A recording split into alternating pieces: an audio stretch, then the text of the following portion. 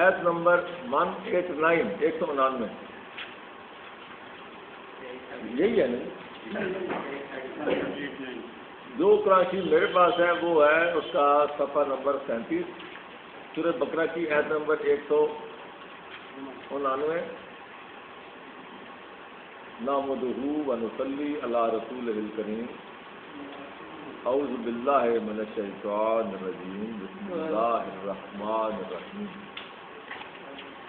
یسألونک عن الاہلہ قل ہی مواقیت للناس والحج ولیس البر بأن تأتوا البیوت من ظہورها ولکن البر من اتقى وأتوا البیوت من ابوابها واتقوا اللہ لعلکم تفلحون وقاتلوا فی سبیل اللہ الذین یقاتلونکم ولا تعتدوا ان اللہ لا يحب المعتدین واقتلوہم حیث ثقفتموہم واخرجوہم من حیث اخرجوکم والفتنۃ اشد من القتل ولا تقاتلوہم عند المسجد الحرام حتی یقاتلوکم فیہ فإن قاتلوکم فاقتلوہم كذلك جزاء الكافرين فإن انتهوا فإن الله غفور رحيم وقاتلوهم حتى لا تكون فتنة ويكون الدين لله فإن انتهوا فلا عدوان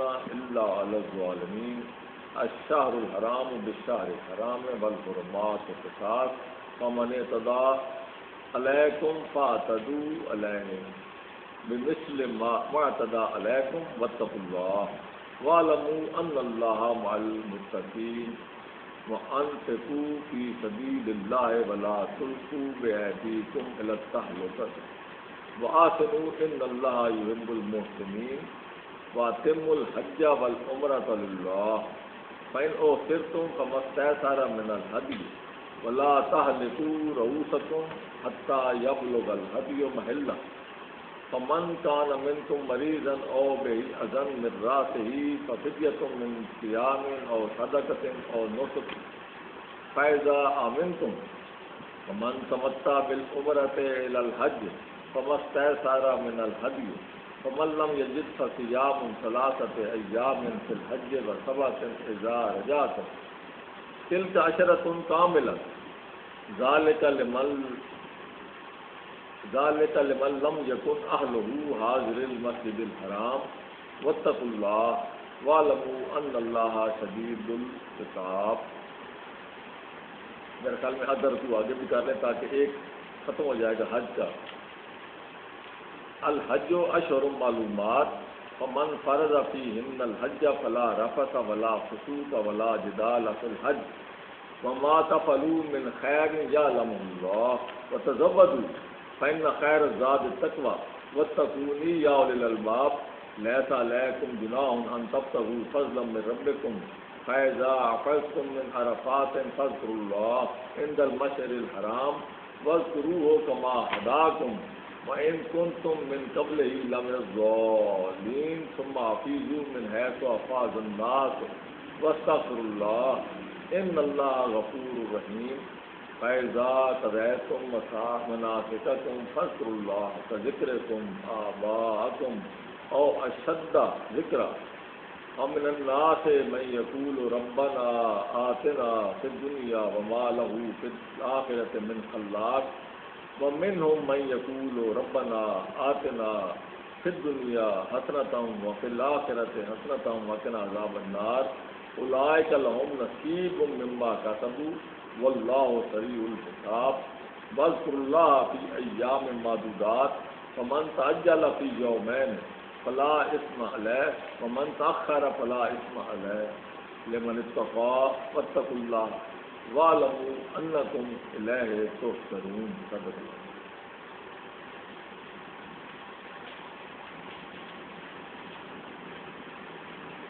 یسألونک عن الاہلہ. اہلہ ہلال کی جمع. ہلال کہتے ہیں پہلے دن کا چاند، پہلا دوسرا تیسرا، یہ پہلے 3 دن کے چاند کو عربی میں ہلال کہتے ہیں.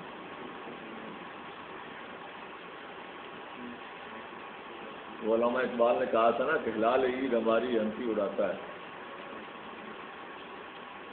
مسلمانوں کے جو آج کل حالات ہیں، جو عید آتی ہے جس کو ہم وہ خوشی کا دن کہتے ہیں کہ ہلال عید جو ہے وہ کیا ہے، وہ ہماری ہنسی اڑاتا ہے کہ اس قوم پہ کبھی ایسی عیدیں بھی آئی تھیں. یا سلونا کا انل اہلا، لوگ آپ سے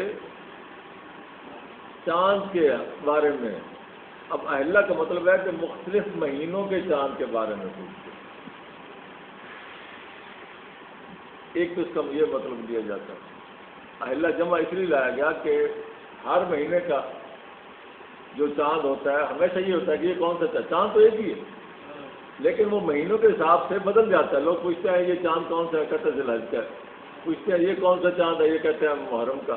تو اس کا مطلب یہ چاند تو وہی ہے، لیکن وہ مہینے کے حساب سے چاند کا اپنا جو ہوتی ہے اس سے نسبت وہ بدلتی جاتی ہے. تو اس لیے جمع کیا گیا اہلا، کیونکہ نسبت بدلتی رہتی ہے مختلف مہینوں کے ساتھ. ایک تو یہ معنی ہے. دوسرا معنی اس کا یہ ہے کہ اہلا وہ جب پہلا، دوسرا، تیسرا اور اس طرح آگے بدلتا ہے تو ہر تاریخ میں، عربی میں آپ کو شاید علم نہیں ہے کہ چاند کے، دیکھیں نا قمر کو بھی چاند کہتے ہیں، بدر کو بھی چاند کہتے ہیں. بدر کہتے ہیں 14ویں کے چاند کو. اسی طرح اور بھی قرآن میں الفاظ آئے ہیں چاند کے حوالے سے. تو مختلف شکلیں جو ہوتی ہیں چاند کی عربی میں، ان کے بھی نام الگ الگ ہیں. وہ بھی نسبت بدلتی جاتی ہے دنوں کے حوالے سے. تو فرمایا کل ہی مواقیت للناس والحج، تو آپ بتائیں کہ یہ کیا ہے لوگوں کے لیے. یہ چاند کا جو نظام ہے اللہ تعالیٰ نے بنایا ہے، یعنی اب دونوں نظام آ گئے. ہر مہینے کے حساب سے چاند، ایک تو روزانہ کے حساب سے چاند کا گھٹنا بڑھنا اور اس کی مختلف شکلیں اختیار کریں، اور دوسرا یہ ہے کہ پھر ہر مہینے جب بھی نیا مہینہ شروع ہوتا ہے تو پھر اہلا سے شروع ہوتا ہے، پھر وہی ہلال سے، ہر مہینہ ہلال سے شروع ہوتا ہے. تو ہر مہینہ جو ہے وہ الگ الگ. تو اللہ تعالیٰ نے فرمایا کہ آپ بتائیں کہ یہ جو ہے یہ لوگوں کے لیے مواقیت، اوقات کے مختلف مذاہب، یعنی آپ اسے، میں پہلے بھی کئی دفعہ عرض کر چکا ہوں کہ چاند جو ہے یہ ہماری جنتری ہے. سورج اور چاند ملا کے یہ ہماری پوری ایک گھڑی اور جنتری کا کام کرتے ہیں. اور در حقیقت جو جنتری اور گھڑی ہے وہ انہی کی پیداوار ہے، انہی سے لیے گیا ہے، انہی کی بنیاد ہے.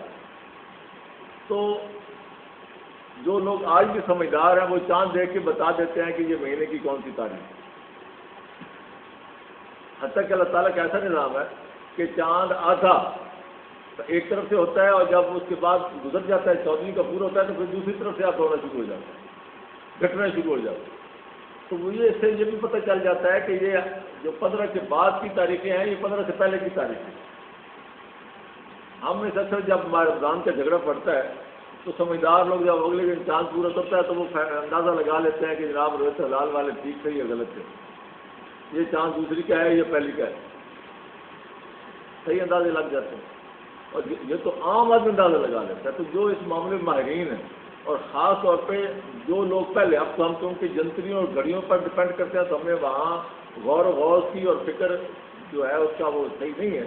لیکن جن لوگوں کا سارا کچھ چلنا پھرنا سفر کرنا اسی گھڑی کے ساتھ وابستہ تھا تو وہ تو فوراً اندازے لگا دیتے.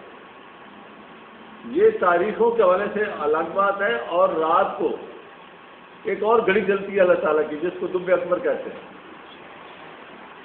وہ پوری کی پوری وہ قطبی ستارے کے ارد گرد وہ چلتی ہے، جیسے سوئی کی گھڑی چلتی ہے بالکل اسی طرح چلتی ہے. اس سے لوگ اندازے لگا لیتے ہیں کہ اس وقت رات کا کون سا پہر ہے.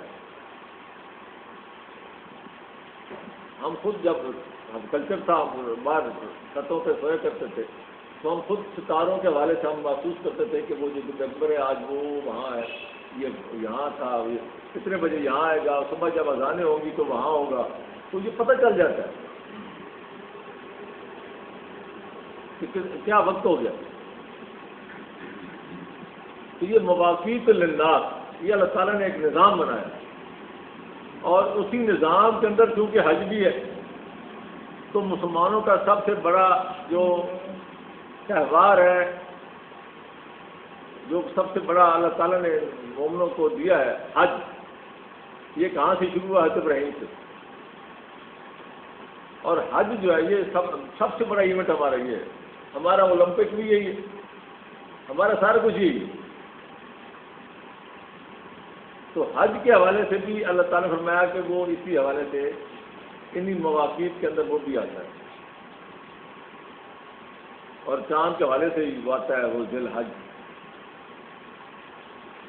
ذی الحج کا مطلب صاحب حج، یہ اب یہ جو مہینہ آیا یہ حج والا مہینہ. وَلَيْسَ الْبِرَّ بِأَن تَأْتُوا الْبُيُوتَ مِن ظُهُورِهَا وَلَٰكِنَّ الْبِرَّ مَنِ اتَّقَىٰ وَأْتُوا الْبُيُوتَ مِنْ أَبْوَابِهَا وَاتَّقُوا اللَّهَ لَعَلَّكُمْ تُفْلِحُونَ. حج کے حوالے سے یہاں جب بات آئی ہے تو یہاں آگے فرمایا کہ نیکی یہ نہیں ہے کہ آپ کچھ رسوم ادا کرنے شروع کر دیں اور ان رسم و رواج کے اپنے آپ کو پابند کر لیں خود ساختہ، اور آپ یہ سمجھیں کہ یہ اگر رسم رواج میں اگر اس کو قائم رکھوں گا تو اس میں مجھے اللہ کی خوشبو ملے گی. تو یہ اس معاملے میں یہ نیکیاں نہیں ہیں. ہمارے یہاں بھی بہت ساری رسوم ایسی بن گئی کہ اگر ہم کہتے ہیں کہ وہ نہ ہوا تو پتہ نہیں ہمارے ساتھ کیا ہو جائے گا. تو اللہ تعالیٰ فرماتے ہیں کہ تم معاشرے کے ڈر سے، اپنی ناک کٹنے کے حوالے سے تو بے شک تم ڈرتے رہو، جو مرضی کرتے رہو، لیکن جس میں میری خوشبودی نہیں ہے، میرا اس میں جو میرا حکم نہیں ہے اس میں کوئی نیکی نہیں ہے. وہ تمہارے معاشرے کے اپنے پریشر ہیں، تم اگر اس میں گرفتار ہو تو تم اس کا عذاب خود بھگتو.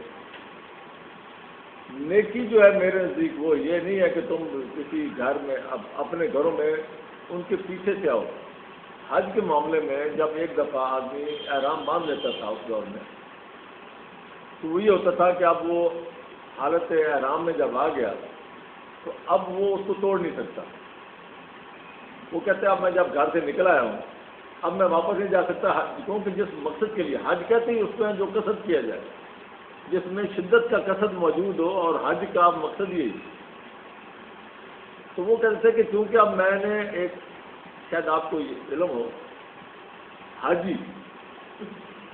حاجی وہ ہے جو ایک دفعہ احرام باندھ کے گھر سے نکل کھڑا ہو. وہ حاجی وہ چاہے ابھی لاہور میں ہی ہے اور چاہے ابھی وہاں نہیں پہنچا، کیونکہ اس نے حج کا قصد کر لیا اور وہ عزم حج ہو گیا تو وہ حاجی ہے.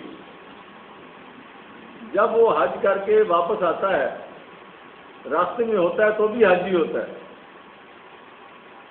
جب وہ گھر پہنچ جاتا ہے تو اس کا حج ختم، وہ حاجی ہونا ختم.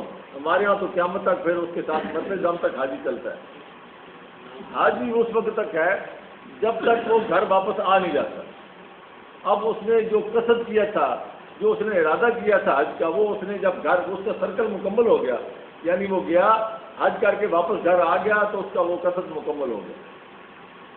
تو وہ یہ کہتے تھے کہ اگر راستے میں کوئی ضرورت پڑ گئی ایسی کہ آپ کو گھر جانا پڑا تو اگر گھر واپس چلے گئے تو وہ آپ کا حج کا قصد وہ ٹوٹ جائے گا، اور یہ کوئی اچھا شگون نہیں ہے اور یہ اللہ کو پسند نہیں ہے اور یہ نہیں ہے. اس میں انہوں نے اپنے طور پہ بہت سارے رسوم رواج اور بہت سارے اندیشے پال رکھے تھے. اس کا پھر علاج کیا نکالا انہوں نے، یعنی خود بھی اپنے اوپر پابندی لگا دی اور پھر خود بھی اب کیا کریں، اس پابندی کا توڑ کیا کریں. اب گھر میں جانا ہے بڑی لازمی چیز ہے، ایسی چیز ہے جو میں نے گھر میں خود رکھی ہے، میں ہی جا کے وہ اٹھا سکتا ہوں، اب کیا کروں. تو اس کے لیے پھر انہوں نے حل یہ نکالا، وہ جس کو ہیلا کہتے ہیں، حل یہ نکالا کہ وہ تم بجائے سامنے سے جانے کے تم پیچھے سے گھر میں داخل تاکہ وہ تمہارا قصد ٹوٹے نہ. تو اللہ تعالیٰ فرماتا ہے یہ کوئی معاملات نہیں ہے، یہ میری طرف سے کوئی پابندیاں نہیں ہے، یہ کوئی نیکی نہیں ہے. اصل نیکی کیا ہے؟ من اتقیٰ، جس کے اندر تقویٰ ہے، یعنی وہ کوئی اور کسی مقصد کے لیے نہیں، واقعی کوئی اگر ضرورت ہے تو بچک جائے، اپنا کام کرے اور اپنا ضرورت پوری کرے آ جائے. اس کے اندر تقویٰ ہے، اللہ کا خوف ہے، جو یہ جانتا ہے کہ اللہ تعالیٰ کے جو احکامات ہیں ان کو توڑنا وہ اصل گناہ ہے. یہ رسوم و رواج اور خود ساختہ جو قیود ہے، حدود و قیود، ان میں اپنے آپ کو جگڑے رکھنا یہ کوئی نیکی نہیں ہے. ہمارے ہاں آج بھی بہت سارے ایسے معاملات ہیں جن میں ہم نے خود کوئی جانور حرام قرار دے دیتے ہیں کہ یہ فلاں کے نام کا، یہ فلاں کے اس کا، اس کو یہ ہاتھ نہیں لگانا. وہ کسی بیٹے کے اوپر وہ کوئی ٹکیاں لگا دیتے ہیں کہ اس کا، اس کی تو کڑا پہنا دیتے ہیں، کسی کو کچھ کرتے ہیں اور یہ نیکیاں بنا دی ہم. یہ ساری حدود و قیود ہماری اپنی خود ساختہ ہیں. اس کا نیکی کے ساتھ، تقوی کے ساتھ کوئی تعلق نہیں ہے، بلکہ الٹا تقوی کے خلاف. فرمایا وَأْتُوا الْبُيُوتَ مِنْ أَبْوَابِهَا، سیدھا ان کے دروازوں سے واپس آؤ. اگر آپ کی جائز کوئی ضرورت ایسی ہے تو پوری کرنی ہے تو کرو. واتقوا اللہ، اصل معاملہ یہ ہے کہ اللہ سے ڈرو، جو اللہ کے احکامات ہیں ان کو مد نظر رکھو، وہ آپ کے سامنے رہنے چاہیے، ان کی حکم عدولی، اللہ کی حکم عدولی نہیں ہونی چاہیے. لعلکم تفلحون، تبھی تم فلاح پا سکتے ہو، تبھی یہی ہے کامیابی. اگر تم کامیاب ہونا چاہتے ہو تو اللہ کے احکامات کو توڑنے سے باز رہو، اللہ کا جو مقام ہے اس کو اپنے دل و دماغ میں جگہ دے کر اس کا حق ادا کرو. آگے ہے وقاتلوا فی سبیل اللہ الذین یقاتلونکم ولا تعتدوا، اور قاتلوا فی سبیل اللہ، اللہ کے راستے میں قتال کرو. اب یہ قتال کیا ہے؟ یعنی میں گھر سے چھریاں تلوار لے کے نکلوں اور باہر جا کے لڑنے شروع کر دوں؟ کیسے؟ اللہ تعالیٰ نے بجائے اس کے کہ یہاں کوئی شرائط پیدا کرتے، سب سے پہلی بات یہ اور کر دی. فرمایا کہ پہلی بات یہ ہے کہ ان کے ساتھ جو یقاتلونکم، جو تمہارے ساتھ قتال کرے. اس کا مطلب یہ ہے کہ قرآن میں قتال کی ابتدا ہے ہی نہیں، دفاع کی اجازت ہے، اور دفاع دنیا کی ہر قوم کو حاصل ہے یہ حق، حتیٰ کہ یہ تو جانور بھی حق استعمال کرتے ہیں، یہ تو یونیورسل رائٹ ہے. دنیا کی کوئی قوم آپ کو یہ اس بات سے روک نہیں سکتی کہ آپ اپنا دفاع نہ کریں. لیکن مصیبت یہ ہے کہ ہم نے کرنا کچھ نہیں، لیکن نعرے زیادہ مارنے، اور نعرے مار مار کے دنیا کیا جی اپنے آپ کو کیا جی یہ قوم کیا جی دہشت گرد قوم ہے، اپنے آپ کو بدنام کرا رہے ہیں. قرآن کریم میں جہاں بھی الفاظ آئے ہیں قتال کے، وہاں بطور دفاع ہے. ایک جگہ پہ بھی ایسا نہیں ہے کہ تم کسی کو کلمہ پڑھانے کے لیے یا اسلام قبول کروانے کے لیے تم ان کے ساتھ قتال کرو. ایک جگہ بھی ایسی نہیں. یہ ضرور ہے کہ آپ اسلام کا نام لوگے، وہ تو ہمیں لینا نہیں. اسلام کا نام لوگے تو دنیا تمہارے آگے تمہیں کاٹ کھانے کو دوڑے گی. تو پہلے ہم وہ جواز پیدا کریں، ہم پہلے اسلام کی تبلیغ کریں. ہم تو وہ نہ تبلیغ کرتے ہیں اور الٹا قتال کے لیے نعرے زیادہ لگاتے ہیں. ہم اسلام کی بات کریں، لوگ ہم امٹ کے آئیں گے ہمارے اوپر. دنیا میں ہمیشہ ایسا ہوا ہے. اللہ کا نام جس نے بھی لیا ہے، وہ کہتا ہے نا رقیبوں نے جا جا کے پٹ لکھوائی ہے تھانے میں کہ اکبر نام لیتا ہے خدا کا اس زمانے میں. جو بھی اللہ کا نام لے گا اس کے خلاف رپٹیں درج ہوں گی. یہ تو بالکل طے ہے. جو بھی نبی آتا ہے وہ کیا کہتا ہے؟ کبھی کسی نبی نے کسی سے کوئی اپنا وہ نہیں مانگا ان قوم سے کہ اپنا مال مجھے دے دو، یا کوئی ان سے کوئی مطالبہ کیا ہو کہ تم اپنے کاروبار بند کر دو. لڑائی کی بنیاد کیا بنی؟ صرف یہی کہ تم اللہ کے ساتھ ایک اللہ کے ساتھ یکسو ہو جاؤ. اس میں تمہارا فائدہ ہے. لعلکم تفلحون، تاکہ تم فلاح پاؤ، ان کا فائدہ ہے. لیکن وہ آگے سے لڑتے ہیں. اس کو کہتے ہیں کہ ہم تمہیں یہاں سے نکال دیں گے، تمہیں رجم کر دیں گے. اور نبیوں کو نکالا گیا، رسول اکرم کو مکہ سے نکالا گیا، ہجرت کرنے پر مجبور کر دیا گیا. مسلمانوں کو 2 دفعہ وہاں سے پہلے ہجرت کرنا پڑی. رسول اکرم نے خود طائف میں گئے وہاں سے نکل کے. طائف والوں نے کیا سلوک کیا؟ کیا آپ وہاں کو قبضہ لینے گئے تھے اپنے کسی پلاٹ کا؟ بات ان کے فائدے کی. یہ قدرتی، یہ اللہ تعالیٰ نے، یہ شیطان جو ہے نا وہ اپنے خلاف برداشت نہیں کر سکتا. تو اصل مسئلہ یہ ہے کہ آپ پہلے دین کی بات کریں، دین کی تبلیغ کریں.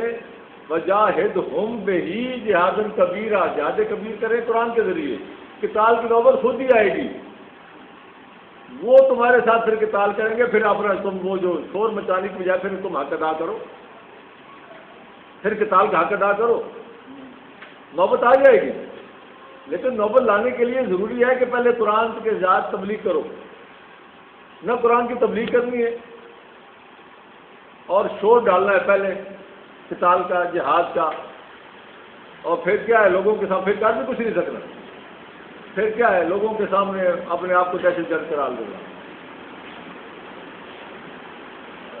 یہ ہماری ترجیحات الٹی ہو گئی ہیں. اس کے باوجود اللہ تعالیٰ کا فضل ہے ایک کلمہ گو ہونے کے ناطے تو یہ کافروں پر آج بھی روب ہے مسلمانوں کا.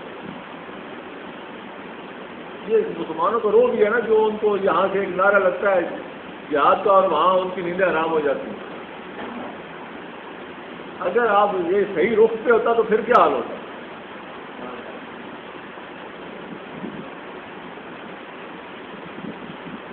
ولا تعتدوا، اپنی حدود سے تجاوز مت کرنا. ان سے قتال کرنا ہے تو یہ ہے کہ جتنا انہوں نے تمہیں نقصان پہنچایا اسے زیادہ نہیں، حد سے آگے نہیں نکلنا. ان اللہ لا يحب المعتدین، جو لوگ اپنی حد سے زیادہ باہر نکلتے ہیں، زیادتی کرتے ہیں، اللہ تعالیٰ ان کو پسند نہیں کرتا. وقتلوہم، ان کو قتل کرو. ہے تو ثقفتموہم، جہاں بھی وہ تم ان کو پاؤ قابو کرو. واخرجوہم، ان کو نکالو. من حیث اخرجوکم، جہاں سے انہوں نے تمہیں نکالا تھا. اب یہ رسول اکرم صلی اللہ علیہ وسلم کے حوالے سے بات ہو رہی ہے اور یہ کام ہوگا. پھر رسول اکرم کے ساتھ تو ہوا، اگر آپ قرآن کے ساتھ تبلیغ کریں گے تو یہ سارے معاملات آپ کے ساتھ بھی آئیں گے اور پھر وہ موقع اللہ تعالیٰ آپ کو دے گا. یعنی ایک دفعہ وہ آپ کے ساتھ یہ سارا کام کریں گے. یہ تو سنت ہے اللہ تعالیٰ کی، سنت اللہ ہے. اللہ کی سنت کبھی تبدیل نہیں ہوگی. کتنے نبی ہیں وہ جو ہجرت کر کے نکلے اپنی قوم سے. حضرت صالح کو کہا گیا کہ نکلو یہاں سے، حضرت لوط کو کہا گیا نکلو یہاں سے. تو پھر بعد والی قوموں سے دو طرح کا عذاب لیا گیا. ایک یہ ہے کہ ان کو خدائی عذاب آ گیا اور دوسرا یہ ہے کہ جن کو نکالا گیا تھا وہی آ کے ان پر غالب ہوئے، جیسے رسول اکرم کے دور میں ہوئے. تو آج بھی اگر ہم دین کے نام پہ تبلیغ کریں گے تو یہ ایک دفعہ یہ ضرور ہوگا کہ وہ ہمیں نکالنے کی کوشش کریں گے، نکالیں گے، لیکن اللہ تعالیٰ آپ کو دوبارہ غلبہ دے گا.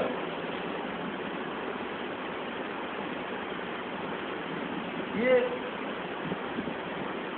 کوئی ٹھنڈے پیٹ شیطان جو ہے وہ اس طرح اللہ کا شرک سے پاک توحید پر مبنی نظریہ یہ کہیں بیان ہی نہیں کرنے دیتا، لوگوں کو قبول ہی نہیں آتا. آپ جہاں بھی آپ یہاں چلے جائیں جہاں بھی شرک ہو رہا ہے کسی اڈے پہ چلے جائیں، جو ظاہری طور پہ کلمہ گو مسلمان ہیں انہیں آپ بتائیں کہ بھائی آپ شرک کر رہے ہو، آپ دیکھو آپ کا کیا حال ہوتا ہے. چلیے شرک ہو رہا ہے لیکن اہل اسلام کے نام پہ ہو رہا ہے. تو پہلے ہم اپنے آپ کو تو ٹھیک کریں. تجھ کو پرائی کیا پڑی اپنی نبیڑ تو، پہلے ہم اپنے آپ کو ٹھیک کریں پھر باہر جائیں. ہم پتہ نہیں کہاں کہاں آزاد کرانے نکل پڑتے ہیں. آپ پوری قوم یہاں معقوف پڑی، کشمیر آزاد کروانے کی جلدی ہے اور پوری قوم معقوف پڑی. لوٹا جا رہا ہے، کسوٹا جا رہا ہے، اتنا برا حال ہے قوم کا، کوئی پوچھنے والا نہیں. ترجیحات میں بہت بڑا فرق ہے. والفطرۃ اشد من القتل، فطرہ جو ہے وہ قتل سے زیادہ سنگین ہے. فتنہ کس کو کہتے ہیں؟ فتنہ وہ ہوتا ہے جو انسان کو صحیح راہ سے ہٹا کے غلط راہوں پہ ڈالنے والا ہو.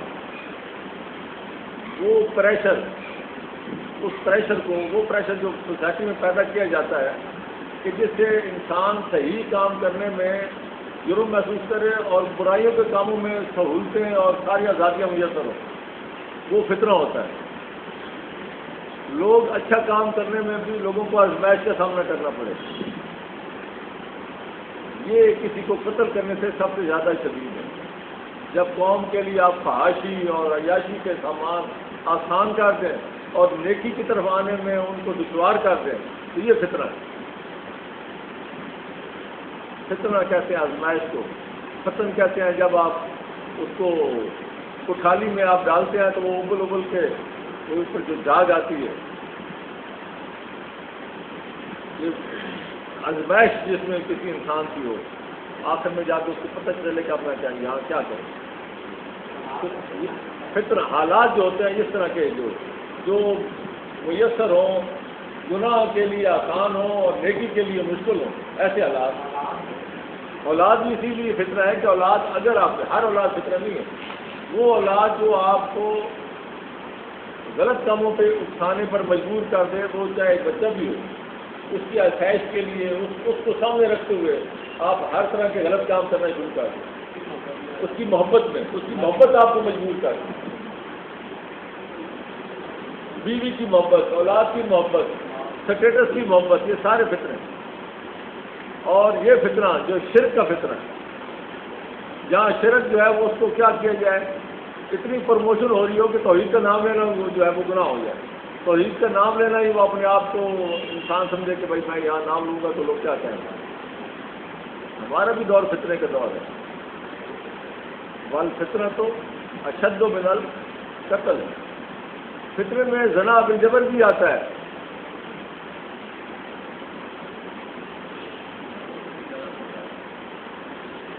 ولا تقاتلوہم عند المسجد الحرام، ان کے وہ مسجد حرام کیونکہ مسجد کی حرمت ہے تو مسجد، کیونکہ حج کی بات ہو رہی ہے تو سوائے سے پہلے مسجد حرام کے حوالے سے یہ ساری باتیں چل رہی ہیں. مسجد حرام کے قریب ان کے ساتھ قتال مت کرو. لیکن دیکھیں یہاں بھی پھر بات ہوئی ہے، حتیٰ یقاتلوکم فیہ، لیکن اگر وہ بھی تمہارے ساتھ اس میں قتال کریں تو پھر کرو. پہل انہوں نے کرنی ہے. جہاں بھی بات آتی ہے پہل ان کی، آپ نے دفاع کرنا ہے. اگر وہ مسجد حرام کا لحاظ نہیں کر رہے تو تم بھی مت کرو. یہ نہیں ہے کہ بھیڑ بکری کی طرح اپنی گردن کٹاتے جاؤ. فَإِن قَاتَلُوكُمْ، اگر وہ اس طرح قتال کریں مسجد حرام کے اندر بھی، فَاقْتُلُوهُمْ، تو پھر تم کو قتال کرو، لڑو. كَذَلِكَ جَزَاءُ الْكَافِرِينَ، کافروں کا بدلہ یہی. فَإِنْ انْتَهَوْا، اگر وہ رک جائیں، اگر وہ یہ نوبت نہ آنے دیں، فَإِنَّ اللَّهَ غَفُورٌ رَحِيمٌ، تو یہ غفور رحیم ان کے لیے نہیں کہا گیا، مسلمانوں کے لیے کہا گیا. تو پھر تمہارے پر یہ کوئی پابندی نہیں ہے کہ تمہارے کو سے لڑتے جھگڑتے رہو. اللہ تعالیٰ جو ہے وہ بخشنے والا اور رحم کرنے والا ہے. وَقَاتِلُوهُمْ، اگر وہ قتال کریں تو پھر ان سے قتال کرو. حَتَّى لَا تَكُونَ فِتْنَةٌ، یہاں تک کہ یہ فتنہ معاشرے میں یہ باقی نہ رہے. وَيَكُونَ الدِّينُ لِلَّهِ، اور دین جو ہے وہ سارا کس کے لیے ہو جائے، یعنی اللہ کے دین پر عمل کرنا آسان ہو جائے. پھر جب ایک دفعہ قتال ہو تو پھر کم از کم فتنہ ختم کر دو. فَإِنْ انْتَهَوْا، اگر وہ رک جائیں، باز آ جائے، یعنی وہ فتنہ پیدا کرنے سے باز آ جائے، وہ ماحول پیدا کرنے سے باز آ جائے، فلا عدوان، تو پھر آپ کو ان پر کوئی زیادتی کرنے کی ضرورت نہیں. لیکن الا علی الظالمین، سوائے ان کے جو اس فتنے کو پروان چڑھانا چاہیں. جو فتنے کو پروان، دو گروہ ہو جاتے ہیں ہمیشہ. کچھ لوگ ہوتے ہیں جو اس کو پروموٹ کرتے ہیں، جو اس کا اپنے مددگار ہوتے ہیں، جو اس کو آگے بڑھانے کی کوشش کرتے ہیں معاشرے میں. کچھ لوگ ہوتے ہیں جو ہوتے انہیں کے ساتھ ہیں لیکن وہ آگے نہیں ہوتے، فرنٹ لائن پہ نہیں ہوتے. تو جو ظالم ہے ان کی تو کمر توڑو، لیکن جو اس میں غیر جانبدار ان کو چھوڑو، ان کے حال پہ چھوڑو، جیسا وہ کام کرتے ہیں کرنے سے. الشہر الحرام بشہر الحرام، شہر حرام جیسے تمہارے لیے ہے تو ان کے لیے. شہر حرام کا بدلہ شہر حرام ہی ہے. اگر وہ شہر حرام کا لحاظ کرتے ہیں تو تم بھی کرو، اگر وہ نہیں کرتے تو یہ نہیں ہے کہ صرف تم لحاظ کرتے رہو. کتنا پریکٹیکل نہیں ہے، اس میں کوئی ایسا مسئلہ نہیں ہے، آسان معاملہ ہے. اس میں کسی فتوے کی ضرورت نہیں، کہیں وہ بندہ پوچھے کہ آپ کیا کریں، یہ کیا کریں، بڑا آسان معاملہ. والحرمات و قصاص، اور جو حرمات کی پامالی اس کا بدلہ ہے. وہ اگر حرمات کا اس کا بدلہ ہے، حرمات کا بدلہ لینا. اگر وہ پہلے حرمات کی پامالی کرتے ہیں تو تم بھی ان سے بدلہ لو. فمن اعتدی، اور جو آگے بڑھے حد سے زیادہ تمہارے اوپر، علیکم فاعتدوا علیہ، تم بھی اس کا جواب دو. بمثل ما اعتدى علیکم، میں نے اس لیے ایک لفظ میں بیان کر دیا، اس کا جواب دو اس حد تک جس حد تک اس نے کیا، آگے نہیں بڑھنا. واتقوا اللہ، اللہ سے ڈرو. وَاعْلَمُوا أَنَّ اللَّهَ مَعَ الْمُتَّقِينَ، یعنی ناجائز معاملہ آگے نہیں کرنا. تقویٰ کا مطلب یہی ہے کہ جتنا اللہ نے حکم دیا اس حد تک رہنا.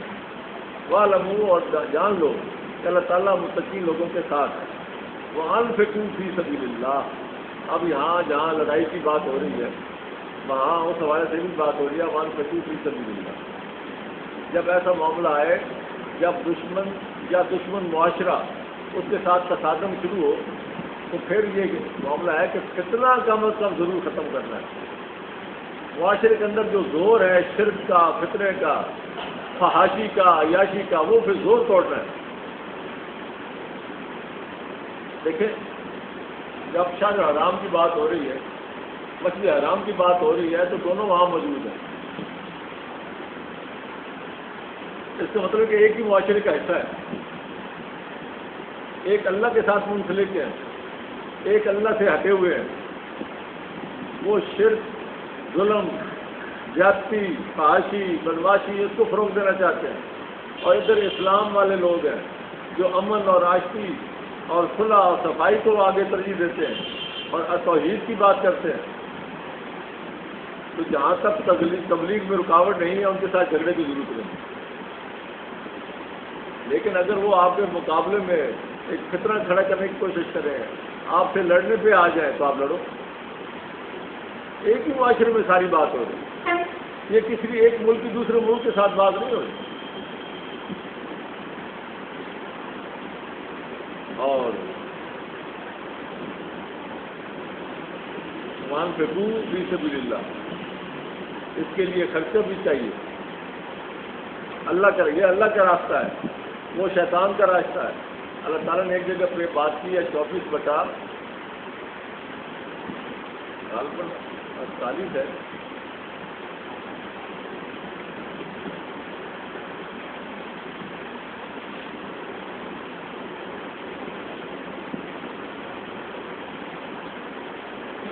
جو لوگ تم نے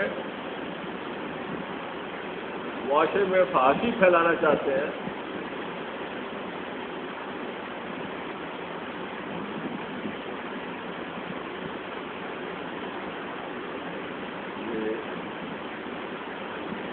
ایسا نمبر یاد نہیں ہے،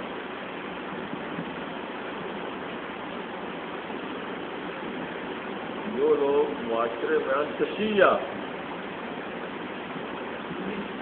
ہاں جی،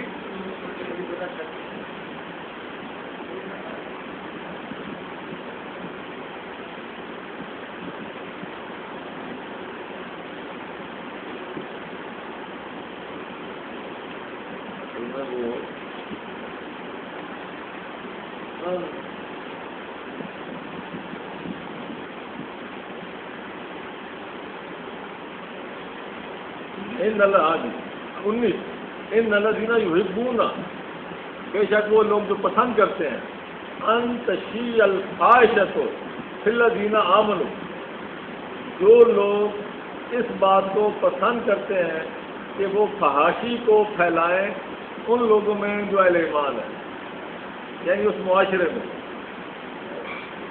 لہم عذاب علیم، ان کے لیے دردناک عذاب ہے.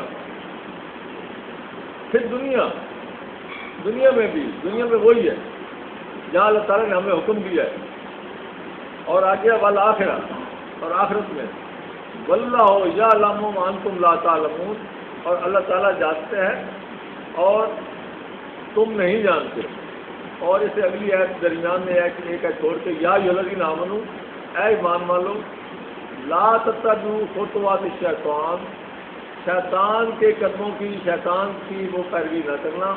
ومن یتبع خطوات الشیطان، جو شیطان کے قدموں پر چلے گا، اسی راستے پہ چلے گا، فإنہ، تو بے شک وہ، یأمر بالفحشاء والمنکر، تو جو اس کے پیچھے چلے گا وہ فحاشی اور منکرات کا، اس کا درس دیتا جائے گا، اس کا وہ آگے پڑھاتا جائے گا. ولولا فضل اللہ علیکم ورحمتہ، اور اگر اللہ کا تمہارے اوپر فضل اور اس کی رحمت نہ ہوتی، ما زکا منکم من احد ابدا، تو تم ان فحاشی اور منکرات سے اور ان سے کبھی پاک نہ ہو سکتے. تو یہ ایمان جو ہے، اسلام جو ہے، یہ فحاشی اور منکرات سے انسان کو بچاتا ہے. اور شیطان جو ہے شیطانی معاشرہ وہ کیا ہے؟ وہ فحاشی اور بدکاری اور ان چیزوں پہ اکساتا ہے. وَأَنفِقُوا فِي سَبِيلِ اللَّهِ، تو اللہ کے راستے میں خرچ کرو. وَلَا تُلْقُوا بِأَيْدِيكُمْ إِلَى التَّهْلُكَةِ، اور اپنے ہاتھوں سے اپنے آپ کو ہلاکت میں مت ڈالو. نہ فحاشی کے طرفدار بنو، نہ شرک کے طرفدار بنو، نہ برائیوں کے طرفدار بنو. یہ اپنے آپ کو ہلاکت میں ڈالنے والی بات ہے. وہ عذاب علیم پھر دنیا والآخرہ. اور اس کا ایک اور معنی بھی ہے کہ جب ضرورت پڑے معاشرے میں اس طرح کے لوگوں کی سرکوبی کے لیے، چاہے قومی لیول پہ چاہے معاشرتی لیول پہ، پیسے کی ضرورت پڑتی ہے. اگر تم کہو کہ میں پیسہ بچا لوں اور یہاں جہاں ضرورت ہے وہاں استعمال نہ کروں، تو یہ در حقیقت تم اپنے آپ کو ہلاکت میں ڈالو گے. یہ رو جو ہوگی بدماشی کی، فحاشی کی، شرک کی، گناہ کی، برائیوں کی، یہ تمہیں اپنی اس میں لے جائے گی. فاحسنوا، اور بے حسن سلوک سے کام کرو. ان اللہ یحب المحسنین، اچھے اعمال کرنے والوں کو اللہ تعالیٰ پسند کرتے ہیں. واتموا الحج والعمرۃ للہ، حج اور عمرہ اس کو مکمل کرو اللہ کے لیے. یہ جو حج کا قصد ہے بیت اللہ کے حوالے سے، کیونکہ اس دور میں وہاں سینکڑوں بت بھی پڑے تھے، تو یہ حج خالص اللہ کے لیے. یہ قصد کرنا حج کا، بیت اللہ کا طواف، زیارت کا، رکوع کرنا، سجدہ کرنا، وہاں جا کے اللہ تعالیٰ کا یہ تمام طواف وغیرہ کے حوالے سے یہ خالص اللہ کے لیے. فائن وہ صرف تو اس زمانے میں پیدل سفر ہوتے تھے، ابھی تک بھی رہے. آج 20-25 سال پہلے، 40 سال پہلے پیدل قافلے جاتے تھے. فرمایا فائن وہ صرف تم، اگر تم راستے میں ہی وہ صرف تم حصار میں آ جاؤ، رکاوٹ میں آ جاؤ، رک جاؤ، روک لیے جاؤ، تو جہاں بھی تمہیں روک لیا گیا ہے، اگر تم وہاں ہو نہ آگے کے نہ پیچھے کے، فَمَسْتَيَسَرَ مِنَ الْهَدْيِ، تو جب بھی وہ حج کا وقت آئے تو کیا کرو، جو بھی تمہیں قربانی میسر ہے، جو تمہارے ساتھ ہے وہ کر دو. وَلَا تَحْلِقُوا رُؤُوسَكُمْ حَتَّى يَبْلُغَ الْهَدْيُ مَحِلَّهُ. اب جب احرام کے ساتھ چلے ہیں تو اس میں آپ کو معلوم ہے یہاں سے وہ بھی یہیں سے یہ باتیں سارے مسئلے شروع ہو رہے ہیں کہ یہ باتیں موجود تھی پہلے کہ اس وقت تک آپ اپنا بال نہیں کٹوا سکتے، آپ اس وقت تک اپنے آپ کا غسل نہیں کر سکتے، میل کچیل دور نہیں کر سکتے. تو وَلَا تَحْلِقُوا رُؤُوسَكُمْ، اپنے سروں کو مت کٹواؤ، بال مت کٹواؤ. حتیٰ یبلغ الہدی محلہ، تو جب تک حج کا وہ وقت نہیں آ جاتا، کیونکہ وہ مواقیت وہ تو آپ جہاں بھی آپ کو پتہ چلے گا کہ اب حج کا وقت آ گیا کہ نہیں آیا. تو اس وقت آپ نے جب حج کا دن آئے تو آپ نے کیا کرنا ہے. اب اس کا مطلب کیا ہے؟ اس کا ایک اور مطلب بھی ہے. اس کا مطلب ہے کہ حج کا ایک دن معین ہے. یہ نہیں ہے کہ حکومت وقت نے اس دن اعلان کرنا ہوتا ہے کہ آج حج ہے یا کل حج ہے یا ہم اگلے مہینے کریں گے یا ہم فلاں مہینے کریں گے. یہ طے شدہ ہے. قل ہی مواقیت للناس، یہ مواقیت ہیں، مواقع، مواقیت وقت سے نکلا ہے. تو یہ وقت طے شدہ ہے. یہ کسی بعد میں آنے والے بندے نے طے نہیں کرنے، یہ طے شدہ ہے. یہ صدیوں سے اس پہ عمل ہوتا آ رہا ہے. اور جو راستے میں روکے ہوئے ہیں اب وہ دیکھ تو نہیں رہے نا کہ حج وہاں ہو رہی ہے کہ نہیں ہو رہی. تو انہوں نے اپنے مواقیت کے لحاظ سے اس دن وہ اپنے جو قربانیاں ساتھ ہیں ان کو ذبح کر دیں اور اپنے بال کٹوا دیں جہاں ہے. فمن کان منکم مریضا، اور اگر تم میں سے کوئی مریض ہو، او بہی اذن من راسہ، اور سر میں وہ میل کچیل کی وجہ سے، بال بڑھنے کی وجہ سے کچھ تکلیف پیدا ہو رہی ہے، اگر اس کو یہ آیا ہے تو اس طرح کا مسئلہ، تو وہ کیا کرے؟ وہ پہلے کرا لے، کوئی مسئلہ نہیں. ففدیۃ من صیام او صدقۃ او نسک، تو وہ یا روزہ یا صدقہ یا قربانی کے ذریعے اسے ایک فدیہ دے دے. اگر قربانی دے سکتا ہے قربانی دے دے، اگر صدقہ دے سکتا ہے صدقہ دے دے یا روزہ رکھ لے. کسی کو دینے کے لیے کچھ نہیں ہے تو روزہ رکھ لے.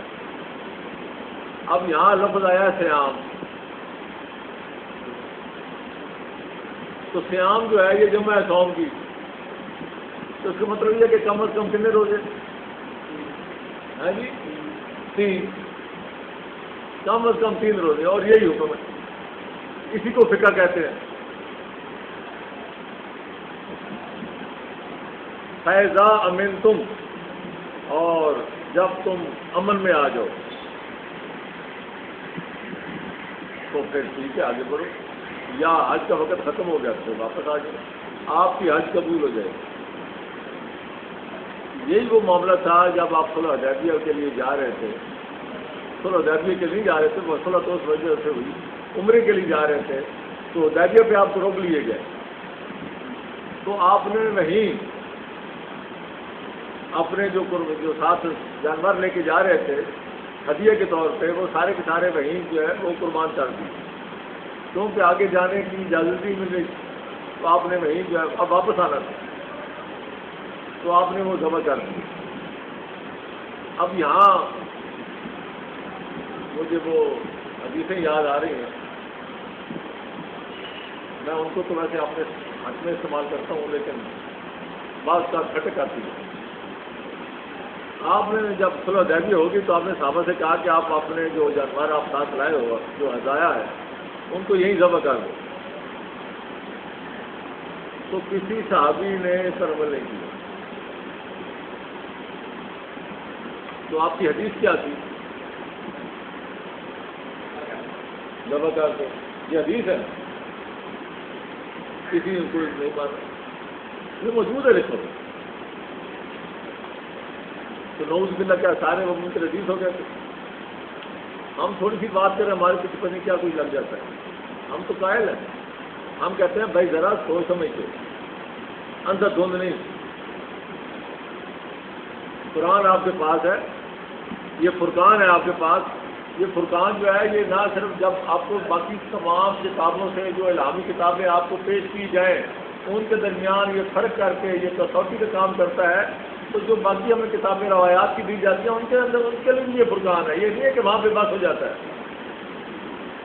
قرآن وہاں جا کے بے بس نہیں ہوتا. جو لوگوں نے لکھی ہیں اپنے طور پہ کوشش کر کے، اللہ تعالیٰ ان کو غرق رحمت کرے، انہوں نے کوشش کی ہے، لیکن بشری کمزوری ہے. تو بشری کمزوری کو ایک صرف الہامی اور آسمانی کتاب ہی دور کر سکتی ہے. بشری کمزوری کو بشر دور نہیں کر سکتا. یہ فرقان ہے، یہ آسمان سے آیا ہے، وہ زمین کی پیداوار ہے، وہ بشر کی پیداوار ہے، یہ اللہ کی دی ہوئی چیز ہے. دونوں برابر نہیں ہو سکتے، چاہے جتنا مرضی لگے رہو، چاہے نسبت جہاں سے مرضی دیتے رہو. میں یہاں بات کرتا ہوں کہ اللہ نے یہ کہا، اللہ نے یہ کہا، میں کہتا رہوں، میں ہوں بشر، میری بات کرنے سے بات نہیں بنے گی.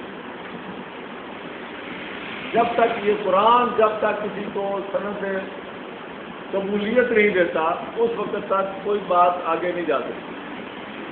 اب صحابہ کو آپ نے فرمایا کہ قربانی کرو، انہوں نے نہیں کی. پھر آپ نے حضرت ام سلمہ سے گلہ کیا کہ دیکھا میری امت کو کہ میں نے کہا قربانی کر دو، کوئی نہیں کر. انہوں نے کہا مشورہ دیا، انہوں نے کہا آپ کر دو. تو الحمدللہ کافی لوگ جانتے ہیں یہ سارا واقعہ.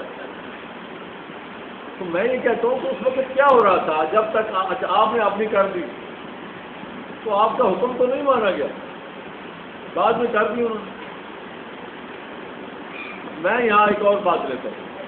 میں یہ کہتا ہوں کہ ان کو یہ پتہ تھا کہ عمل رسول جو ہے وہ بہت ضروری ہے.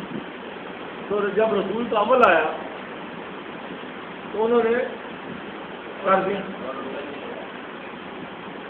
زبان سے کہا، میں تو خیر اس بات کو نہیں مانتا کہ آپ نے کہا اور صحابہ نے کہا کہ نہیں جی مطلب ہے کہ میں نہیں مانتا، میں اس کو ہضم ہی نہیں کر سکتا. کوئی چاہے مجھے کہے منکر حدیث کہتا ہے تو کہتا ہے، میں صحابہ پر یہ الزامات نہیں لگا سکتا. میں نہیں مانتا کہ آپ نے کہا کہ کاغذ قلم لاؤ اور صحابہ کہیں کہ نہیں جی، اور آپس میں شور ڈال دیں. آپ ایک طرف صحابہ کے لیے کہتے ہیں خون دینے کو تیار ہے، اور ادھر صحابہ کے نام پہ اور ان کے کیسے کیسے ان پہ وہ الزامات لگے ہوئے ہیں، آدمی حیران ہوتا ہے۔ اور دوسری بات یہ ہے کہ اس کے میں نہ ماننے سے یا کوئی مانتا ہے اس سے فرق کیا پڑتا ہے؟ یہ میرا اپنا مسئلہ ہے، مجھے ہضم نہیں ہوتی بات، اس کا دین سے کیا تعلق؟ میں جب کہتا ہوں لا الہ الا اللہ، اللہ تعالیٰ ایک ہے، میں جب توحید پہ قائم ہوں، سب کچھ ہے، اور میں اتباع رسول پہ ہوں، سب کچھ ہوں، تو اب میں اگر کوئی ایک بات جس میں مجھے اشکال ہے میں کہتا ہوں نہیں ایسی بات نہیں ہے، میں نہیں مانتا، وہ کہ نہیں تمہارا سارا جو کچھ ہے سب ختم، بس تم نے کیونکہ ہمارے بخاری صاحب کی یا مسلم صاحب کی بات نہیں مانی، یعنی بخاری صاحب کی لکھی تم نے نہیں مانی، تم چاہے اللہ کا لکھا ہوا کلام پورا مان لو وہ نہیں قبول، اللہ کا کلام پورے کا پورا ایز اٹ از ماننے سے وہ قبول نہیں ہے، لیکن ایک بخاری کی بات آپ نے نہیں مانی تو بس ٹھیک ہے سارا رات، یہ بہرحال آپ کا مسئلہ ہے، میرا مسئلہ نہیں ہے۔ بہرحال آگے بات آتی ہے فمن تمتع بالعمرۃ الی الحج، جو متاع فائدہ اٹھائے حج اور عمرے کے ساتھ، بالحج بالعمرۃ الی الحج، عمرہ کے ساتھ حج تک، جو حج تمتع اس کو کہتے ہیں، تین قسم کے حج ہیں، ایک ہے حج مفرد، بلکہ چار قسم کے، کیونکہ عمرہ کو بھی اللہ تعالیٰ نے حج کے ساتھ بات کی ہے۔ ایک ہے عمرہ، عمرہ ہے کہ آپ کسی وقت بھی جاؤ، اس میں کوئی قید نہیں ہے وقت کی، اور دیکھیں نا مواقیت للناس والحج کہا گیا، والحج والعمرہ نہیں کہا گیا، اس میں وقت کی پابندی نہیں ہے۔ اس کے بعد آتا ہے حج، ایک ہے حج مفرد، یہ قرآن سے ہی وہ ڈرائیو ہوئے ہیں کہ آپ صرف حج کے لیے جاؤ اور حج کر کے آ جاؤ۔ ایک ہے حج تمتع، آپ اسی سفر میں عمرہ بھی کرو اور حج بھی کرو، یہ باہر والے کرتے ہیں، اور چونکہ یہ ہمارے ہاں ہی رواج ہے، ہمارے ہاں اکثر 99% یہی کرتے ہیں حج تمتع، کیونکہ دور سے جا رہے ہوتے ہیں، اسی سفر میں وہ چاہتے ہیں کہ حج بھی کر لیں عمرہ کا بھی فائدہ اٹھا لیں۔ تو اللہ تعالیٰ نے فرمایا کہ فمن تمتع بالعمرۃ الی الحج فمستیسر من الہدی، تو یہ قربانی اس کے لیے جو میسر ہو، یہ وہاں جو قربانیاں ہوتی ہیں وہ صرف ان کے لیے ہیں جو حج تمتع کریں، جو صرف حج کریں، جیسا کہ عرب کے لوگ، مکہ کے لوگ وہ آتے ہیں، یا مکہ کے لوگ آئے انہوں نے حج کی، ان پہ کوئی قربانی نہیں۔ جو عرب کے لوگ ہیں جو صرف حج کی نیت سے آتے ہیں، ان کو عمرہ آگے پیچھے وہ کرتے رہتے ہیں، وہ اکٹھا نہیں کرتے عمرے کو، ان کو ضرورت بھی نہیں، وہ عین حج کے وقت پہنچتے ہیں، حج کے بعد کر کے واپس چلے جاتے ہیں، وہ لاکھوں میں ہوتے ہیں، 30 لاکھ تو وہ ہوتے ہیں، 20 لاکھ باہر والے کم ہوتے ہیں، حج تمتع والے ہیں ان کی نسبت کم ہوتے ہیں، تو ان پر قربانی نہیں ہے۔ ایک ہے حج قران، کہ آپ ایک ہی اس میں آپ نے اوپر پابندی لگا لو کہ ایک ہی احرام میں آپ نے عمرہ بھی کرنا ہے، اور عمرہ پھر احرام کھولنا نہیں ہے، آپ ان کو وہ پابندیاں لگائے رکھنا ہے احرام والی، اور اسی میں جا کے حج کرنا ہے، یہ بہت کم لوگ کرتے ہیں۔ آگے فمن لم یجد فصیام ثلاثۃ ایام فی الحج، جو نہ پائے تو وہ 3 فصیام ثلاثۃ، 3 روزے وہ وہاں رکھے، ایام فی الحج وہی تھے جو پہلے، وہی 3 روزے یہاں سے نکلے، اور باقی 7 روزے اذا رجعتم، 7 روزے اس وقت رکھنے جب تم واپس گھر جاؤ، تلک عشرۃ کاملہ، تو یہ کتنے ہو جائیں گے؟ 10۔ ہمارے ہاں جو ہوتے ہیں نا مناظرے، تو مناظروں میں وہ اکثر دلیلیں دیتے ہیں، تو کوشش کرتے ہیں علماء کہ اگر ان کے پاس 20 بھی دلیلیں ہیں تو وہ 10 دیتے ہیں، اور دوسرا جو ہے اس کے پاس اگر 7 دلیلیں ہوں تو بھی وہ کھینچ تان کر 10 کرتا ہے، تاکہ وہ نیچے لکھ سکے تل کا شرط کا ملا. آپ اکثر مناظرے دیکھیں نیچے یہی لکھا ہوتا ہے.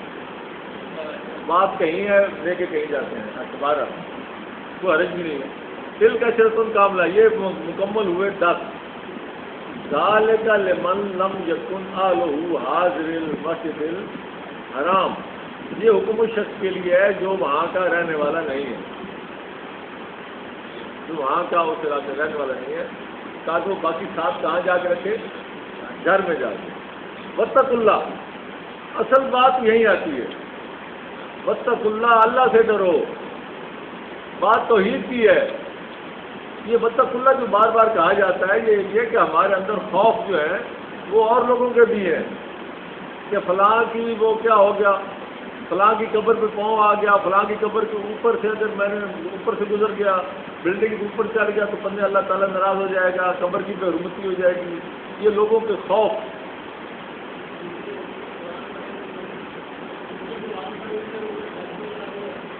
واتقوا اللہ سے ڈرو.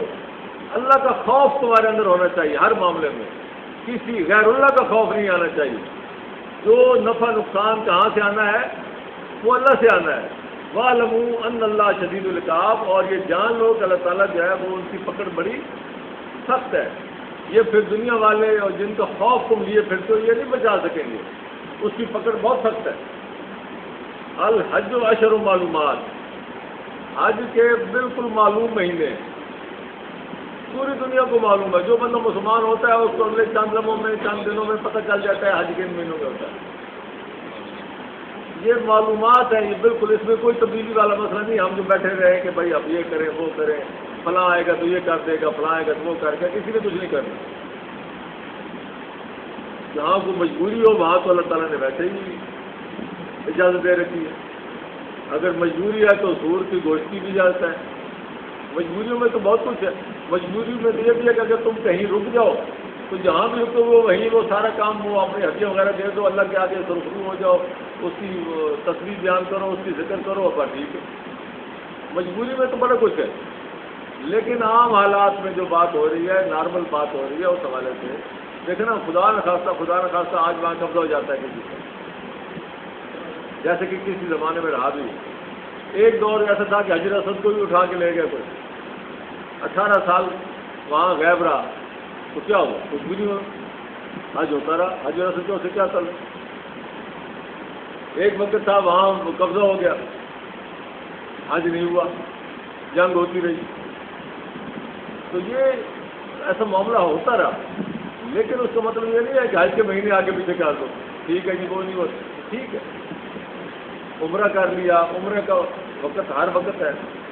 الحج اشہر معلومات, حج کے مہینے معلوم ہے.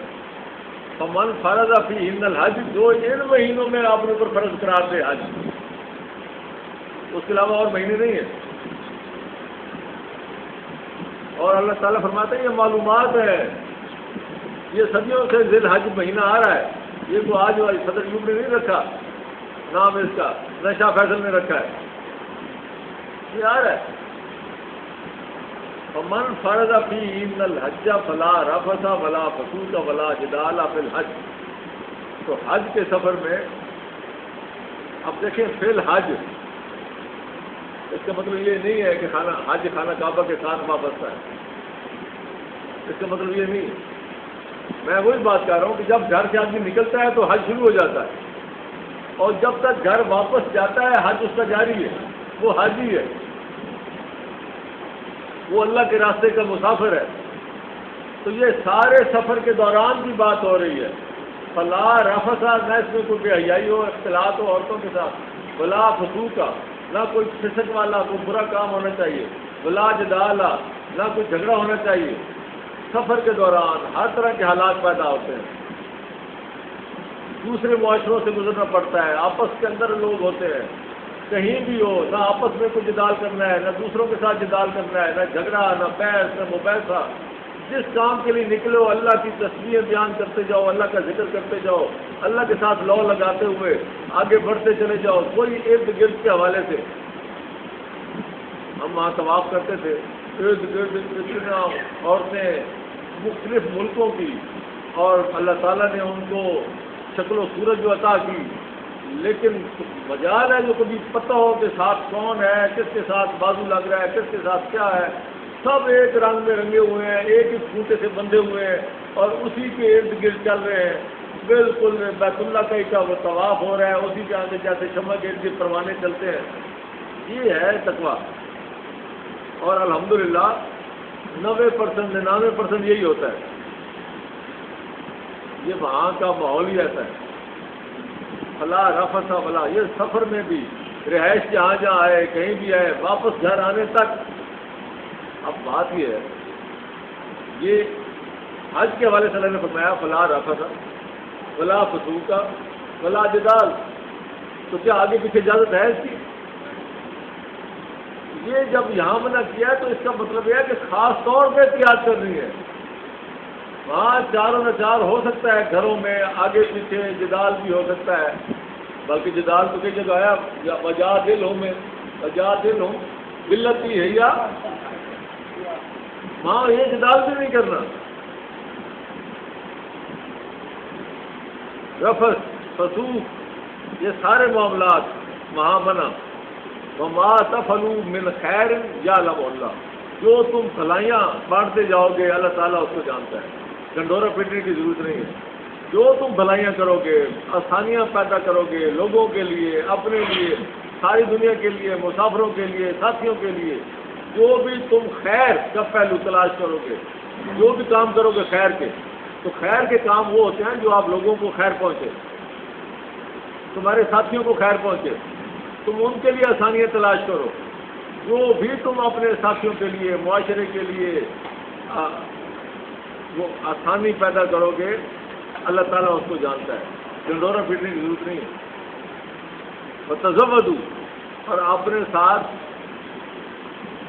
کچھ خرچہ بھی لے لو. یہ نہیں کہ وہاں ہاتھ تلاش کرتے پھرو، ہاتھ پھیلاتے رہو. یہ بھی ساتھیوں سے ان کو تنگ کرنے والی بات ہے، ان کو امتحانوں میں ڈالنے والی بات ہے. وہ بھی سوچیں گے کہ یار یہ ہمارا ساتھی ہے، اس کو 4 پیسے دے دیں. پھر ان کو سوچ آئے گی کہ اپنے پیسے تو گھر رکھ کے آ گیا، ہم سے مانگتا ہے، ہم پتہ نہیں کہاں سے کس کس طریقے سے بچا کے لائے ہیں، اور یہاں کوئی طریقہ بھی نہیں ہے، اس کو دیں کہ یا خود لیں. تو ان کو امتحان میں ڈالنے والی بات ہے. تزودوا یہ شبد کے ساتھ جب آیا تو وہاں خاص طور پہ آیا کہ اتنا ضرور ہو کہ تمہارے سارے اپنے خرچے پورے کرو. اور آگے فرمایا لیکن اصل فإن خیر الزاد التقویٰ، اصل جو زاد راہ ہے وہ تقویٰ ہے. وہ وہی ہے فلا رفث ولا فسوق ولا جدال. 7 لاکھ روپے لیے ہوا ہے، ٹھیک ہے جی تزودوا، اور لیکن ساتھیوں کے ساتھ جھگڑے بھی چل رہے ہیں اور فسوق کا بھی کام ہو رہا ہے، سارا کچھ ہو رہا ہے. تو وہ تقویٰ اصل اس چیز کو کیا چیز روکتی ہے؟ تقویٰ. اصل زاد راہ وہ ہونا چاہیے. تقویٰ ہر لمحہ تمہارے ساتھ رہنا چاہیے. تقوی سے باز میں، تقوی سے آپ نے ہاتھ نہیں دھونا. تقوی ہر وقت مد نظر رکھنا ہے.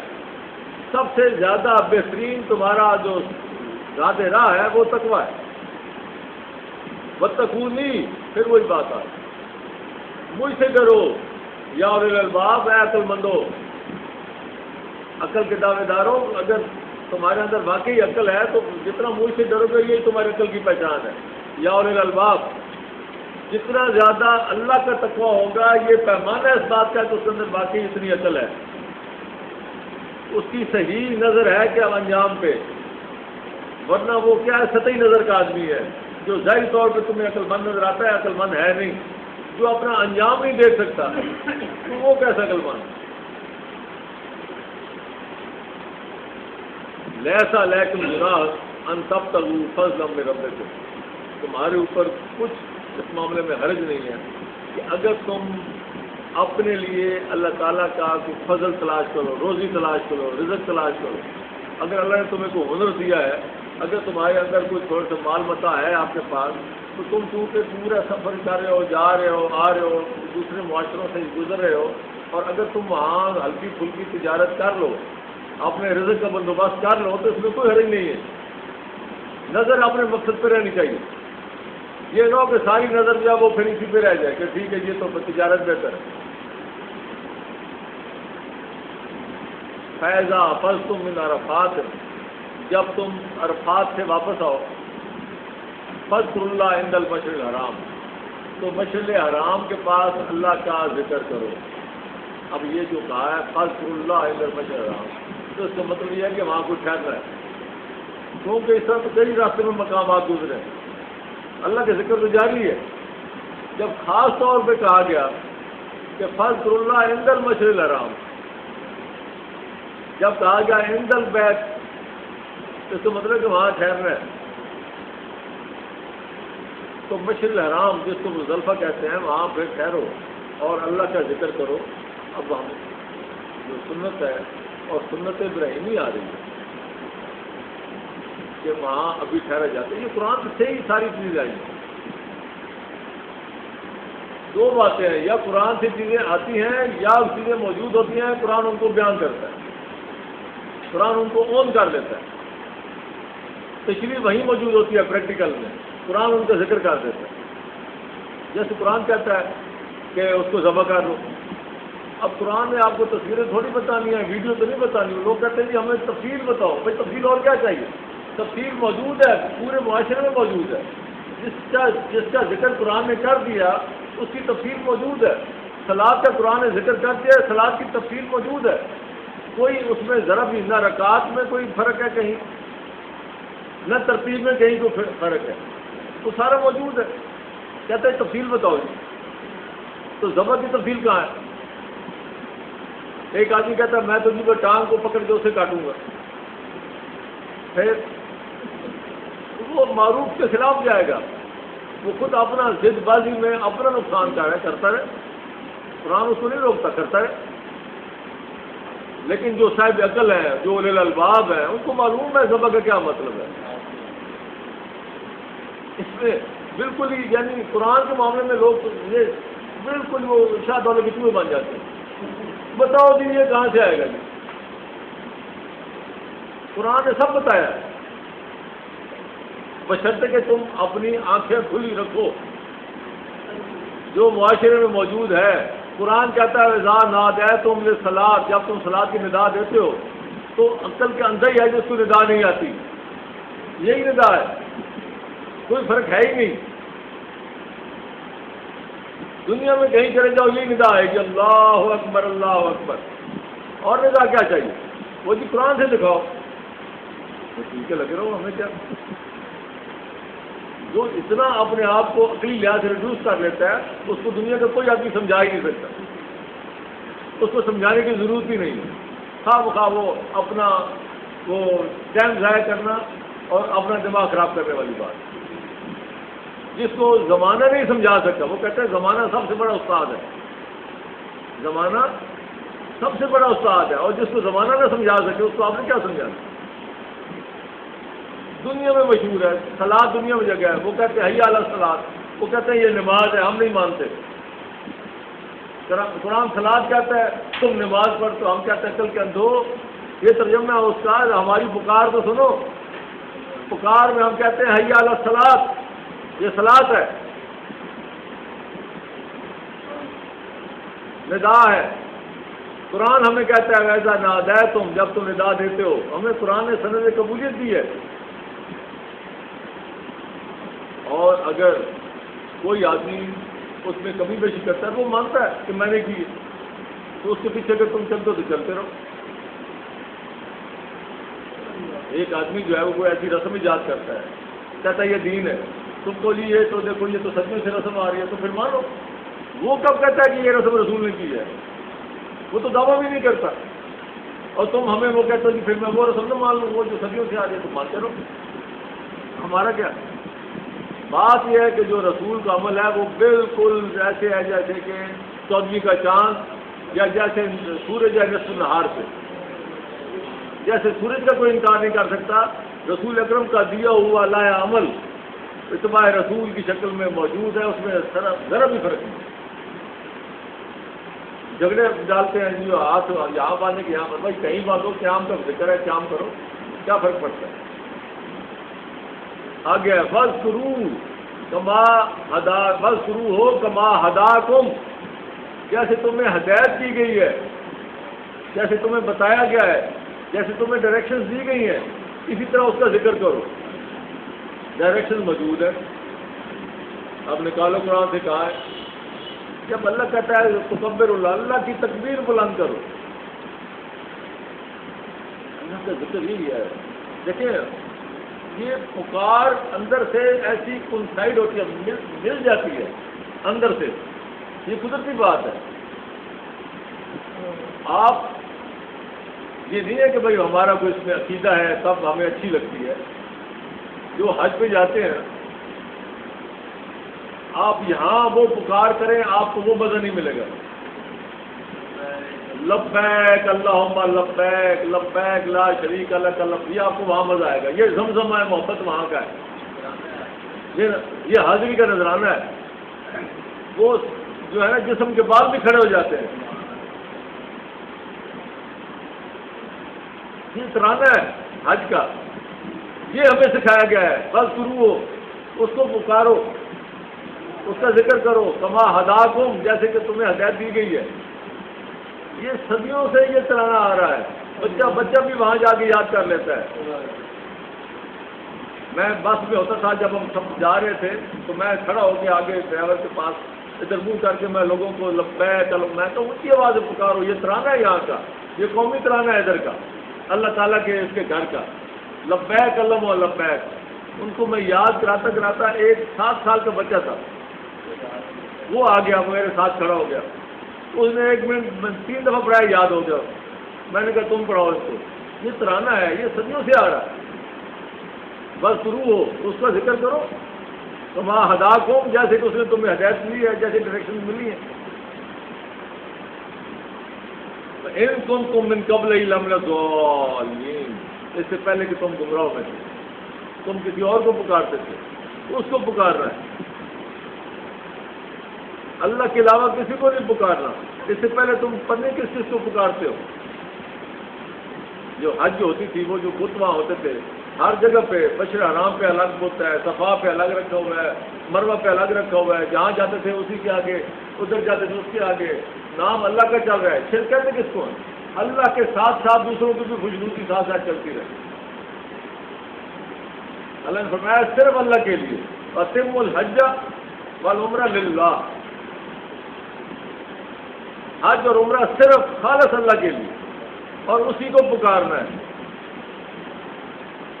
ثم افیضوا من حیث افاض الناس، تم پھر وہاں سے پلٹو جہاں سے باقی سارے لوگ پلٹتے ہیں۔ کہاں سے پلٹتے ہیں؟ کوئی مفسر قرآن مجھے بتا دے، قرآن سے بتا دے بھائی، یہ ہے وہ عمل تواتر، قرآن بھی اسی کو مان رہا ہے، جہاں سے لوگ پلٹتے ہیں، اس کا مطلب ہے کہ ایک عمل جاری ہے، ایک عمل جاری ہے، رسول اکرم نے وہی عمل کیا ہے۔ اس کا مطلب ہے کہ رسول سے پہلے بھی یہ عمل ہو رہا تھا، تو جو عمل باقی لوگ کر رہے تھے اس میں کچھ لوگوں نے ترمیم کی ہوئی تھی، جو سید بنے ہوئے تھے اس وقت کے قریش، جو متولی بنے ہوئے تھے۔ یہ ہمیشہ ہوتا ہے کہ کچھ خاندان اپنے آپ کو ان چیزوں سے استثناء لے لیتے ہیں کہ ہم خاندانی لحاظ سے، ہمارے ہاں جیسے ہے کہ فلاں جو ہے خاندان اس کو صدقہ نہیں دینا، وہ اس پہ فلاں نہیں ہے، یہ ہمارے ہاں یہ مسائل بنے ہوئے ہیں۔ اللہ تعالیٰ ہمارے سب ایک جیسے ہو، ایک ہی جگہ سے، جہاں سے تمام پبلک مخلوقات جہاں سے پلٹ کے آ رہی ہے، عرفات سے آ رہی ہے، وہیں سے آؤ سب۔ یہ نہیں ہے کہ تم راستے میں مزدلفے میں جا کے، مشعر حرام میں جا کے مل جاؤ اور وہاں سے واپس آ جاؤ، سب کے ساتھ چلو۔ تو رسول اکرم صلی اللہ علیہ وسلم بھی انہی صحابہ کے ساتھ، تمام الناس کے ساتھ، جہاں جہاں سے گزرے ہیں، جہاں جہاں سے انہوں نے گزارا ہے، وہاں وہاں سے وہ گزرے ہیں، جہاں جہاں سے وہ گزرے ہیں وہاں وہاں سے یہ گزرے ہیں۔ یہ نہیں ہے کہ اپنے لیے کوئی استثناء کام کر لیا۔ ایسو افاظ الناس واستغفر اللہ، اصل بات یہ ہے اللہ سے پناہ مانگو، اللہ کے استغفار بیان کرو، اللہ سے استغفار کرو، استغفار کرو، اللہ سے بخشش مانگو۔ ان اللہ غفور رحیم، یہ جو کچھ رونا ہے، جو کچھ گڑ گڑانا ہے، جو کچھ اپنی عاجزی کرنی ہے اسی کے آگے کرو، وہ غفور رحیم ہے۔ ان اللہ، بے شک اللہ غفور رحیم ہے، اور کوئی نہیں ہے۔ دیکھیں کہیں اور چڑھانی ہے، چادریں کہیں اور چڑھانی ہے، وہاں کوئی غفور رحیم نہیں ہے۔ جو کچھ بھی کرنا ہے اللہ کے در سے مانگنا ہے، جو کچھ بھی مانگنا ہے اللہ کے در سے مانگنا ہے۔ ہمیں کچھ اور پڑھایا جاتا ہے، استغفر اللہ ربی من کل ذنب واتوب الیہ۔ فیضا قضیتم مناسککم، جب تم اپنے تمام مناسک پورے کر لو، فاذکروا اللہ، پھر اللہ کو یاد کرو۔ اللہ کی یاد ہر دم جاتے ہوئے کی ہے۔ وہاں جب آپ نے پورا کر لیا تو یہ مت سمجھنا کہ وہی میں کہہ رہا تھا نا کہ جب آپ حج پہ گھر سے نکلتے ہو تو آپ حاجی ہو، حج کرنے کے بعد بھی ابھی آپ حاجی ہیں، راستے کا سفر ہے واپسی کا تو بھی آپ حاجی ہیں، جب گھر پہنچ گئے تو آپ حاجی ختم۔ یہ بالکل ایسے ہی ہے، کوئی آپ بھیجے مسجد میں، بچے کو پوچھیں یا کسی آدمی سے کہیں کہ اندر دیکھو مسجد میں کتنے نمازی ہیں، تو وہ اندر جتنے بندے ہیں وہ چاہے کوئی بیٹھا ہے، چاہے کوئی نفل پڑھ رہا ہے، چاہے کوئی وضو کر رہا ہے، وہ سارے نمازی۔ جب باہر نکلتے ہیں جو راستے میں بندے جا رہے ہیں وہ نمازی میں نہیں گنتی، جو آ رہے ہیں وہ نماز پتہ نہیں بازار میں جا رہے ہیں کہاں جا رہے ہیں، لیکن جو اس نیت سے، اس لیے جو اس عمل میں شامل ہوتا ہے وہ ہے۔ ہم اس کے بعد صدیوں عمل ختم ہو گیا پھر بھی حاجی، اب حاجی نہیں۔ فرمایا بس فذکروا اللہ کا ذکر کو ماں باپ کو، پھر اپنا جیسے اپنے آباء و اجداد کا ذکر کرتے تھے، یہ ٹولیاں بنا کے بیٹھ کے اپنے قبیلوں کا، اپنے بزرگوں کا ذکر آباؤکم، یہ قصیدہ غوثیہ پڑھنا، یہ کا ذکر آباؤکم، یہ اپنے اولیاء کے نام لے لے کے ان کے ذکر کرنا، ان کی محفلیں سجانا، کا ذکر آباؤکم۔ اللہ فرماتا ہے کہ یہ اللہ کا ذکر کرو، اگر تمہیں آ گئی ہے ہوش، اگر تمہیں ہدایت مل گئی ہے، اگر تمہیں صحیح تعلیم آ گئی ہے تو وہ چھوڑ دو، اور اب اللہ کا ذکر اسی طرح کرو جس طرح کے اپنے ان بزرگوں کا ذکر کرتے رہے ہو، بلکہ او اشد و ذکر، اللہ کا ذکر تو زیادہ شدت سے کرو۔ ومن الناس من یقول ربنا آتنا فی الدنیا وما له فی الآخرۃ من خلاق، لوگوں میں ایسے لوگ ہیں جو کیا کہتے ہیں کہ یا اللہ ہماری دنیا بنا دے، اور کیا ہے آخرت میں پھر ان کے لیے کوئی، جتنے دربار آباد ہیں سارے دنیا آباد کے لیے، جتنے دربار آباد ہیں وہاں ذہنی طور پہ بات یہی ہے، ساری دنیاوی مرادیں پوری کرنے کے لیے۔ کوئی ایسا بندہ نہیں ہوتا جو کہتا کہ میں ہی آیا ہوں کہ میری آخرت ٹھیک ہو جائے۔ دنیاوی مرادیں ہیں، کوئی بیٹا مانگ رہا ہے، کوئی رزق مانگ رہا ہے، کوئی نوکری مانگ رہا ہے، کوئی خلاصی مانگ رہا ہے، کوئی قرض سے خلاصی مانگ رہا ہے، کوئی کچھ کر رہا ہے، سب دربار اسی بنیاد پہ ہیں۔ تو جو لوگ حج کرتے تھے اس دور میں، جن کے سامنے قرآن نہیں تھا، جب حج کی شکل بگڑ چکی تھی، حج کا مدعا بگڑ چکا تھا، جب وہاں بت بھی حصے دار بن چکے تھے، تو وہاں کیا تھے، وہ سارے یہی چڑھاوے اور سارا یہی کچھ ہوتے اس کے لیے کہ دنیا بن جائے۔ اللہ فرماتا ہے ان کا آخرت میں وَمِنْهُمْ مَن يَقُولُ رَبَّنَا، ان میں ایسے لوگ بھی ہیں جو کہتے ہیں ربنا آتنا فی الدنیا حسرۃ وفی الآخرۃ حسرۃ وقنا عذاب النار، جن کی نظر دونوں جگہ پہ ہے، دنیا میں بھی اور آخرت میں۔ مومن کی دنیا بھی ٹھیک ہوتی ہے، آخرت بھی ٹھیک ہوتی ہے۔ اللہ تعالیٰ کا وعدہ ہے کہ مومن کی دنیا بھی حسین ہے اور آخرت بھی حسین ہے۔ جو یہاں ہماری نظر میں تکلیفوں میں گزر رہا ہے، دشمن کی قید میں ہے، اس کی دل کی کیفیت کا اطمینان وہ ہم لوگوں سے زیادہ بہتر ہے جو ہم دنیا داری میں لگے ہوئے ہیں۔ اگر آپ کو یقین نہیں ہے تو ان لوگوں کے تاثرات پڑھیں جو قید سے آئے ہیں، جو گوانٹانامو سے آئے ہیں، جو ہم دشمن کی اتنی زبردست تشدد برداشت کر کے آئے ہیں، اس کے باوجود امریکہ کا اپنا کہنا یہ ہے کہ ہمارا تشدد الٹا ان کو اور ہمارے خلاف ابھار رہا ہے، بجائے سے کہ وہ ڈر کے گھر میں بیٹھ گیا۔ کوئی چیز تو ہے نا، کچھ تو ہے۔ کس کو جان و دل عزیز نہیں، جس کو ہو جان و دل عزیز وہ اس کی گلی میں جائے تو، لیکن یہ نشہ ہی ایسا ہے کہ یہ پھر بھی اسی دشمن کی گلی میں لے جاتا ہے۔ یہ نشہ ہی ایسا ہے۔ رسول اکرم صلی اللہ علیہ وسلم کا فرمان ہے کہ شہید جو ہے وہ جنت کے اس کو جب اتنے وہ دیے جائیں گے انعامات، اسے پوچھا جائے گا، یہ در حقیقت ایک عکاسی ہے اس بات کی جو دنیا میں ایک انسان محسوس کر سکتا ہے۔ اس کو کہا جائے گا کہ کوئی لذت کوئی باقی رہ گئی تمہاری؟ تم نے میری خاطر میرے راستے میں جان قربان کر دی، یہ ساری نعمتیں، یہ سارا کچھ تمہارا، بتاؤ اور کیا چاہیے؟ تو وہ کہے گا کہ وہ لذت جو تلوار کی دھار کے نیچے مجھے ملے تھی وہ لذت یہاں نہیں ہے۔ تو یہ اسی کو پتہ ہے جس کو وہ نصیب ہوئی ہے۔ یہ اللہ کے راستے میں اللہ تعالیٰ فرماتا ہے کہ یہ حسنت مومن کی دنیا میں بھی حسنات ہیں، وہ ہم چاہے اس کو جو بھی سمجھیں، اور آخرت میں بھی اس کے لیے حسنات ہیں۔ اور دعا کیا مانگتے ہیں؟ واقعہ عذاب النار، اور اللہ تعالیٰ سے دعا مانگتا ہے کہ ہمیں آگ کے عذاب سے۔ سب سے بڑی کامیابی یہی ہے قرآن کی روح سے، جو آخرت کے عذاب سے بچا لیا گیا۔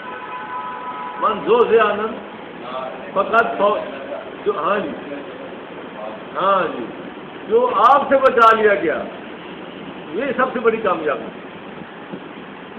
اور آگے اللہ تعالیٰ نے کیا جواب دیا؟ یہ تو دعا تھی نا،